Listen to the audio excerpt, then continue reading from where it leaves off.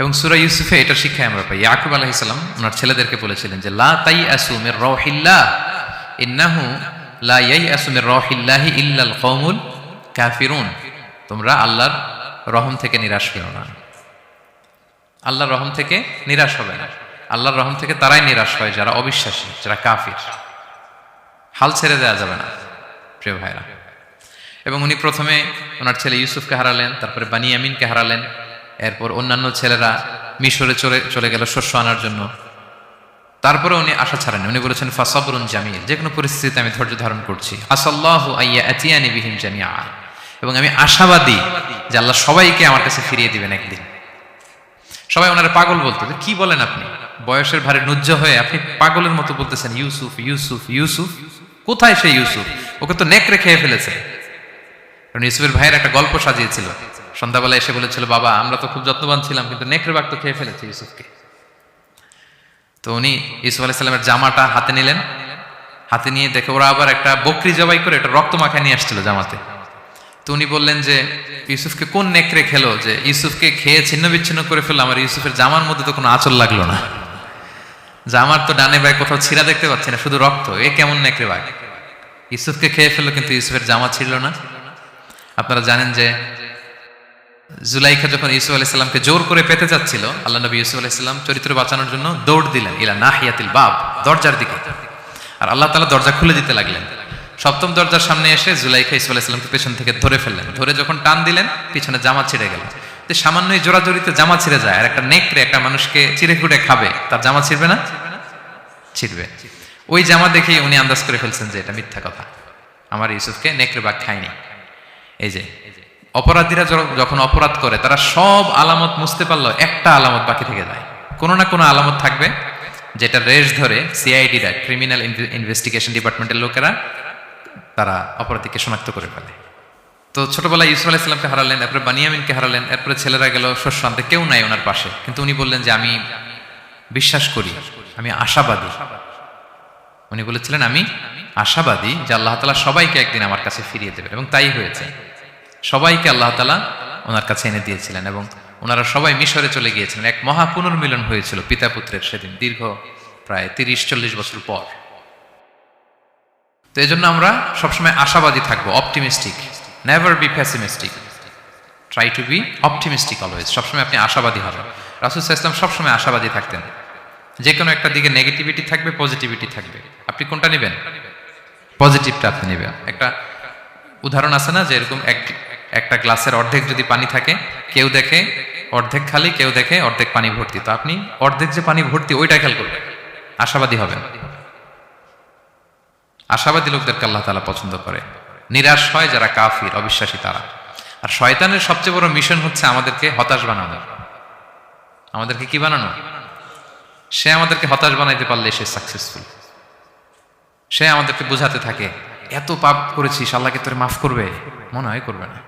এত পাপ হয়ে গেছে, এত অন্যায় হয়ে গেছে, মনে হয় আল্লাহর পাপ মাফ করবে না। যা হয়েছে হয়েছে, আরেকটু কর, আরেকটু এনজয় করতে থাক, আরেকটু গা ভাসায় দে পাপের সাগরে। এরকম আপনারে প্রভোগ করতে থাকে সে, আপনাকে আশাবাদী হতে দেয় না যে না, আমি পাপ যতই করি, আমার পাপ যত বড় হোক, আল্লাহর রহমতের দরিয়া তার চাইতেও বড়। এটা ভাবতে দেয় না শয়তান, আমাদের বারবার বারবার নিরাশ করতে থাকে। নিরাশ যদি আমাদেরকে করতে পারে, শয়তান সফল। শয়তান সবসময় আমাদেরকে নিরাশ করতে চায়, ভয় দেখায়, তুমি যে এই পাপ করেছো আল্লাহ তো মাফ করবে না, এত বড় পাপ তো আল্লাহর কাছে ক্ষমা হবে না। সো আমরা যেন আশাবাদী হই, আমরা যেন হতাশার সাগরে ডুবে না যাই, অপটিমিস্টিক যেন হই সম্মানিত ভাইয়েরা। এবং ইউসুফ আলাইহিস সালাম কিন্তু এক্ষেত্রে আমাদের জন্য আদর্শ। তিনি আশাবাদী ছিলেন এবং শেষ পর্যন্ত লড়াই করে গিয়েছেন, নিরাশ হওয়া যাবে না। এই পয়েন্টটা ক্লিয়ার সবার কাছে?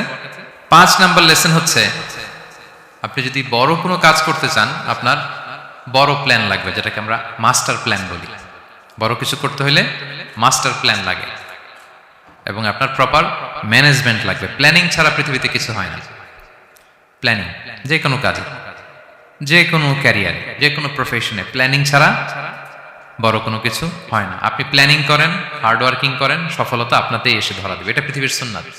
আপনি কাজ করবেন না, প্রচেষ্টা করবেন না, আল্লাহর উপর ভরসা করে রাখবেন, আল্লাহ আপনার বাঁচাবে? বলেন, চেষ্টা করতে হবে। তাওয়াক্কুলের মেকানিজমটা এরকম, আপনি আপনার সর্বোচ্চটুকুন চেষ্টা করবেন, সর্বোচ্চ চেষ্টা করে এরপরে কার উপর ভরসা করবেন? আল্লাহ তাআলার উপর। আপনাদেরকে জানেন বিষ্ণু ইসা ইসলাম যেদিন হিজরত করেছিলেন ওই দিন বিশ্বনবী মানে কত ভাবে নিজেকে আড়াল রাখার চেষ্টা করেছিলেন। বিষ্ণু ইসা ইসলাম মাস্ক পরতেন না, কখনো মুখ খোলা থাকতো। ওই দিন মাস্ক করেছিলেন, মানে কাপড় দিয়ে মুখটা ঢেকে। আল্লাহ যখন বললেন আজ রাতে হিজরত হবে, রাসূল সাল্লাল্লাহু আলাইহি ওয়াসাল্লাম দুপুরবেলা বেরোলেন আবু বকরকে জানানোর জন্য। তিনি দুপুরবেলাও কখনো বেরোতেন না। ওয়াক্তাল কাইলুলা, এটা রাসূল সাল্লাল্লাহু আলাইহি ওয়াসাল্লামের বিশ্রামের সময় ছিল।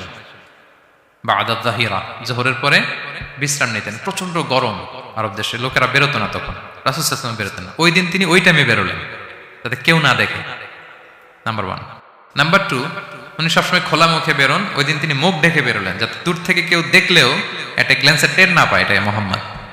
আচ্ছা, নাম্বার 3, আবু বকর রাদিয়াল্লাহু তাআলার কাছে যেয়ে বলেন, আবু বকর যারা ঘরে আছে একটু বের করো, খুব কনফিডেন্সিয়াল একটা কথা। আবু বকর বললেন, ইয়া রাসূলুল্লাহ, এটা তো আপনার পরিবার, মানে বিয়ে হয়ে গেছে অলরেডি আয়েশা রাদিয়াল্লাহু তাআলার সাথে, এখনো সংসার হয়নি, তো আপনার পরিবার, তারপর আসমা এরা। বলছে আচ্ছা তাহলে ঠিক আছে। আবু বকর বললেন, ইয়া রাসূলুল্লাহ বলেন। আল্লাহ রাসূল বললেন, আল্লাইলা, সংক্ষেপে, মেসেজ কিন্তু সংক্ষেপে দিতে হয়। বললেন আল্লাইলা, আজ রাতে। তখন বললেন যে রাসূল আমি কি সাথে থাকবো? হ্যাঁ সাথে থাকবে তুমি।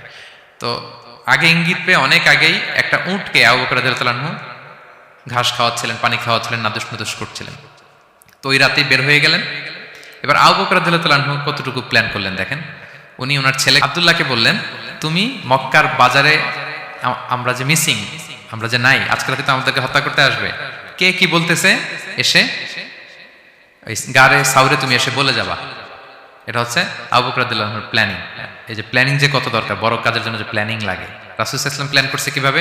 দুপুরে বেরোইছেন, মুখ ঢেকে বেরোইছেন, সবার সামনে বলতে চাচ্ছেন না, শর্ট ওয়ার্ড দিয়ে বলে ফেলতেছেন। আবু বকর রাদিয়াল্লাহু তাআলা আনহুর প্ল্যানিং হচ্ছে 2 মাস ঘাস খাওয়ালেন উটকে, উট প্রস্তুত, অর্থ প্রস্তুত, এবং মদিনা, মক্কা থেকে মদিনায় সাওয়াহিলি রোড দিয়ে, অর্থাৎ সাগরের পাশ ঘেঁষে ক্যারাভেন যে রাস্তা ছিল ওই রাস্তায় না, লোকচক্ষুর অন্তরালে আরেক রাস্তায় আমাদেরকে পৌঁছায় দিতে পারবে এরকম একজন গাইড তিনি ভাড়া করে রাখলেন। ছোট্ট ছেলে আব্দুল্লাহকে বলেন, আব্দুল্লাহ আমরা যখন গারে সাউরে 3 দিন থাকবো, তুমি সকালবেলা মদিনার মক্কার বাজারে ঘুরবা, কে কি বলে আমাদের ব্যাপারে, আবু বকর মুহাম্মদ নিয়ে কে কি বলে সে আমাদেরকে শোনাবা।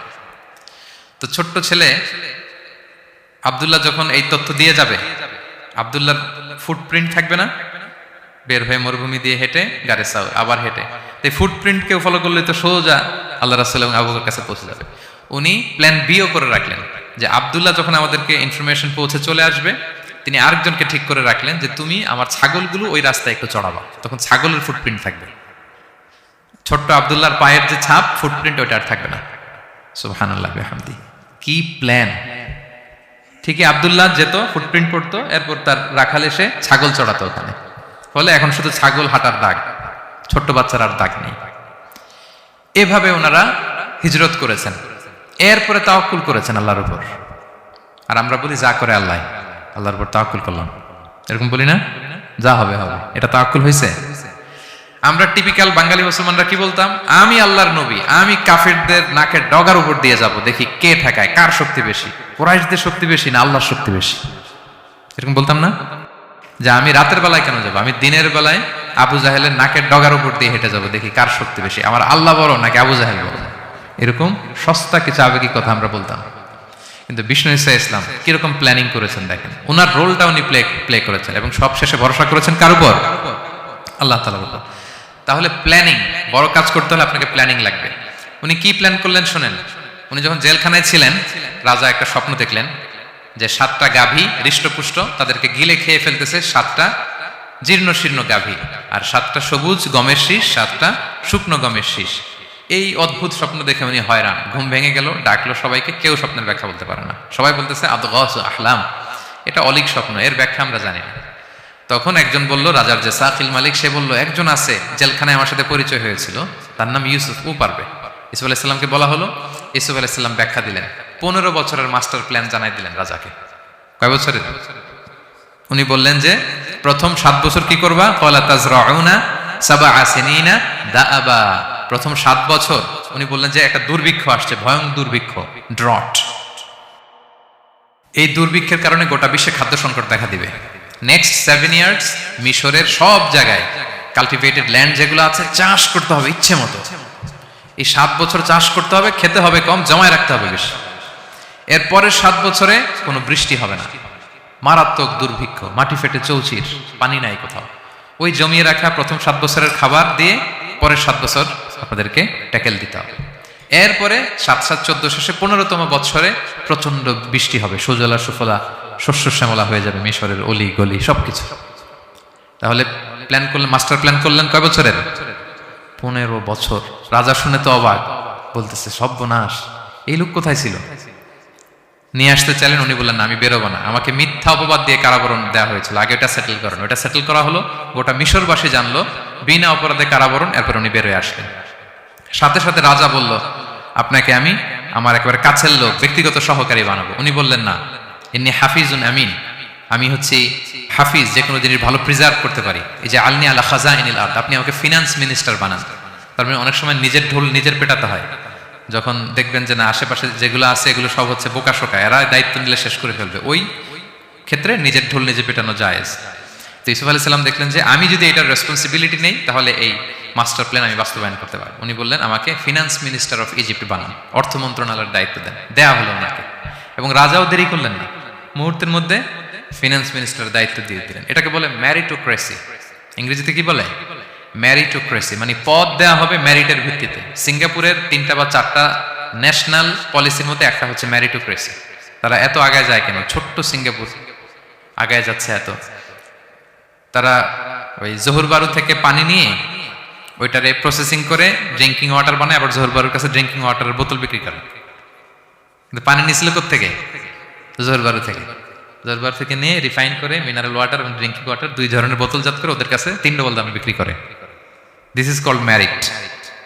আর সিঙ্গাপুরের রাষ্ট্রীয় পলিসির মধ্যে একটা হচ্ছে ম্যারিটোক্রেসি, মানে মেরিটের ভিত্তিতে পদ পাবে। এখানে চাচা মামা খালুর ফোন কলে কাজ হবে না, এখানে দলীয় কোনো কিছুর কাজ হবে না। এজন্য এরা হু হু করে আগাচ্ছে শুধু সামনের দিকে। এই ম্যারিটোক্রেসির ফর্মুলা ফলো করেছিলেন দ্য কিং অফ ইজিপ্ট। তিনি দেখলেন যে এক কারাগারে ছিল, কয়েদি ছিল, that's not a big deal. সে যে মাস্টার প্ল্যান দিছে, আমার ইজিপ্টকে বাঁচাতে হলে একে লাগবে আমার, মুহূর্তের মধ্যে ফিনান্স মিনিস্টার। অবাক করা কাহিনী, 12 বছর জেল খাটালো, বেরোয় finance minister. This is called meritocracy. তারপর আল্লাহ নবী ইউসুফ আলাইহিস সালাম এভাবে বাস্তবায়ন করলেন। তো এই জন্য আমাদেরকে বড় প্ল্যানিং করতে হবে এবং রিসোর্স ম্যানেজমেন্ট জানতে হবে। আমার অনেক কিছু আছে, কিন্তু আমি এটাকে ম্যানেজ করতে জানি না, আপনি সফল হতে পারবেন না। আপনার অ্যাসেট আছে, টাকা আছে, নলেজ আছে, কিন্তু আপনি ম্যানেজ করতে জানেন না। আপনার ম্যানেজমেন্ট না থাকলে সফলতা আসবে না, বিশেষ করে যখন এটা গভর্নমেন্ট রিসোর্সের ব্যাপার আসে। গভর্নমেন্ট রিসোর্সকে এটা চমৎকারভাবে ম্যানেজ করতে হয়। আপনারা কি জানেন পৃথিবীতে ডেইরি প্রোডাক্টের জন্য কোন দেশ সবচেয়ে বিখ্যাত? ডেইরি, হ্যাঁ, নিউজিল্যান্ড। আর এখানে অস্ট্রেলিয়া। এখানে ডাচ লেডি একটা দুধ আছে, খান আপনারা? ডাচ লেডি কোন দেশের? নেদারল্যান্ডের বা হল্যান্ডের। হল্যান্ডে যেই পরিমাণে গরু আছে, ইথিওপিয়াতে তার 5 গুণ বেশি গরু আছে। আফ্রিকান একটা কান্ট্রি আছে ইথিওপিয়া, হল্যান্ডের 5 গুণ বেশি গরু তাদের দেশে। কিন্তু পৃথিবীতে ডেইরি ফ্যাক্টরিতে হল্যান্ড আগানো ইথিওপিয়ার চেয়ে 10 গুণ বেশি আগানো। কারণ ওদের গরু বেশি, কিন্তু ম্যানেজমেন্ট নেই। কিভাবে ডেইরি প্রোডাক্ট ওরা বের করবে, এই রিসোর্স ম্যানেজমেন্টটা জরুরি। আমাদের বাংলাদেশে আল্লাহ তাআলা অনেক রিসোর্স দিয়েছেন, এটার ম্যানেজমেন্ট নেই। আমাদের এই যে Cox's Bazar, the longest sea beach, অনেককে বললে চিনেও না। আমি অনেক জায়গায় বলেছি যে গর্ব করে যে আমাদের তো লংগেস্ট সি বিচ, জানো? কোথায় আবার এটা লংগেস্ট সি বিচ? চিনেই না কক্সবাজারকে। কিন্তু আমাদের ট্যুরিজম মিনিস্ট্রি কিন্তু এই রিসোর্সগুলোকে ম্যানেজ করে গোটা বিশ্বের ট্যুরিস্টদেরকে অ্যাট্রাক্ট করতে পারতো না। ম্যানেজমেন্টের দুর্বলতা। আমাদের সিলেটে যে হিল ট্রাক্টস এরিয়া, পাহাড়ি এরিয়া, চা বাগান, এটা অনেক বড় ট্যুরিস্ট অ্যাট্রাকশন হতে পারতো।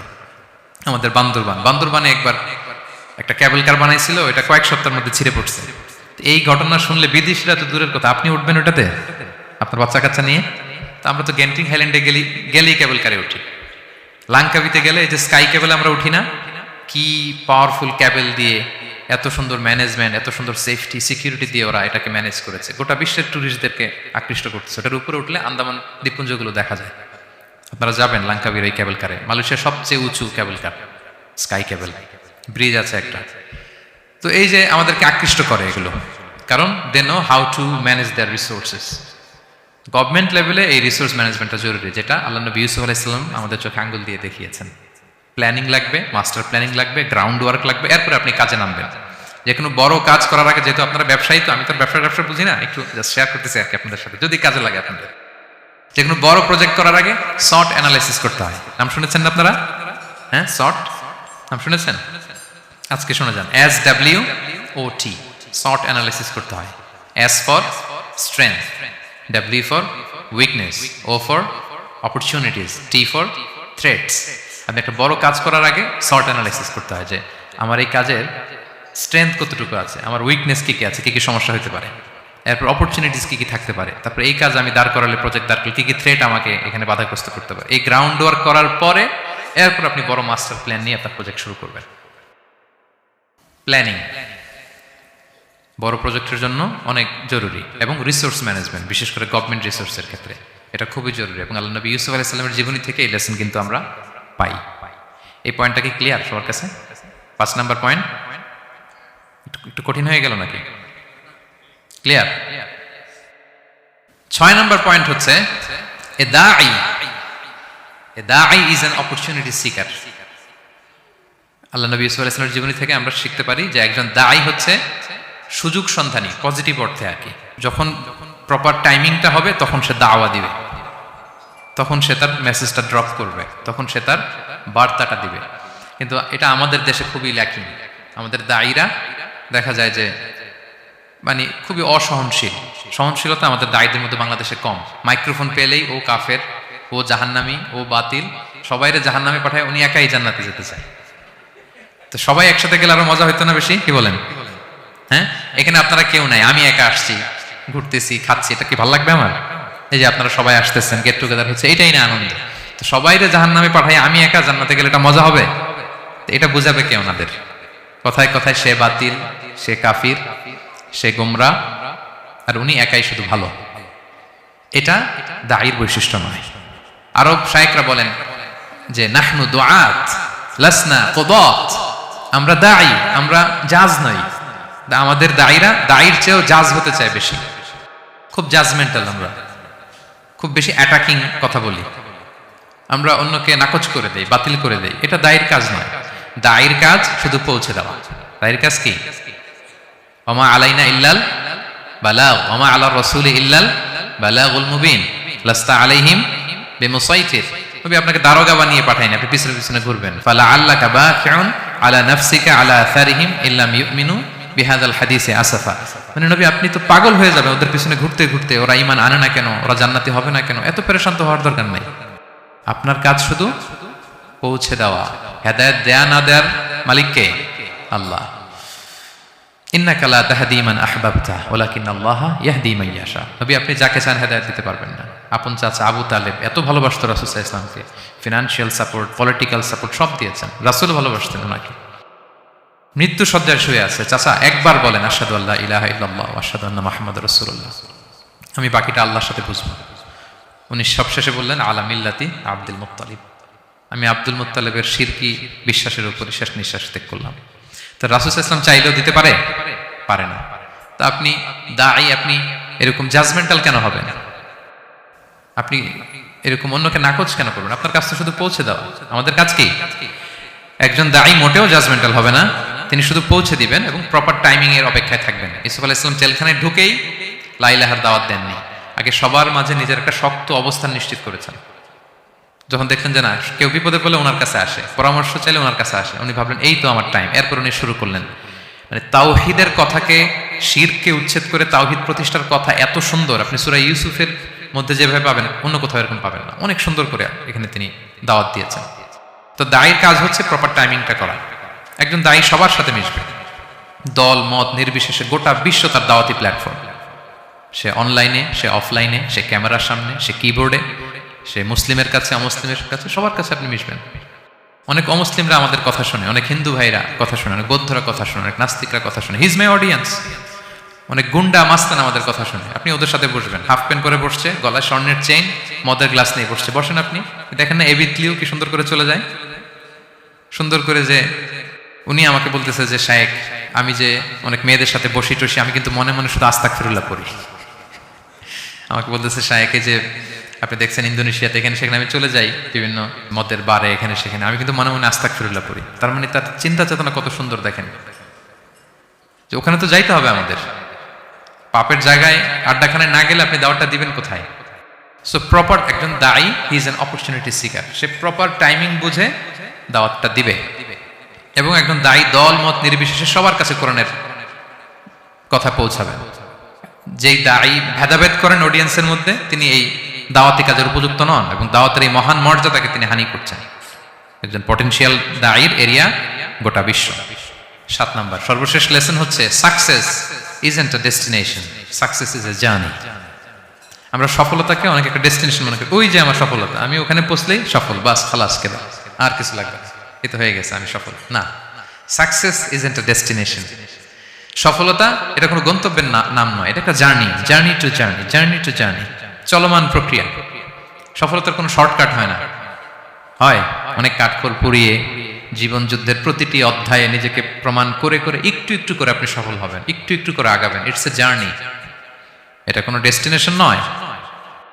এবং সফল হওয়ার পথ পরিক্রমায় কোনো লিফট নেই, সিঁড়ি বেয়ে উপরে উঠতে হয়। কি বেয়ে? কিন্তু আমরা সফল হতে চাই কিভাবে? ডাইরেক্ট 100 তলা, এই তো আমি সফল, উপরে, সবার উপরে আমি, এইভাবে চাই সফলতাটা। সবার উপরে উঠে যাব, গোল্ড মেডেল গলায় পরাই দিবে, আমরা সাকসেসফুল। না, সফলতার রাস্তায় কোনো লিফট থাকে না। কি দিয়ে উঠতে হয়? সিঁড়ি বেয়ে ঘাম জড়িয়ে উঠতে হয়। দেখেন, শুধু আলোর মুখ দেখার জন্য মায়ের পেটে আমাদের কত সময় লাগছে বলেন তো? জাস্ট একটু লাইট, হ্যাঁ, 9 মাস 10 মাস সময় লাগছে শুধু একটু আলো দেখবো আমরা। একটু আলোর মুখ দেখার জন্য আমার লাগছে 9 মাস। আর এখানে আমরা শর্টকাট খুঁজি, খালি কি খুঁজি?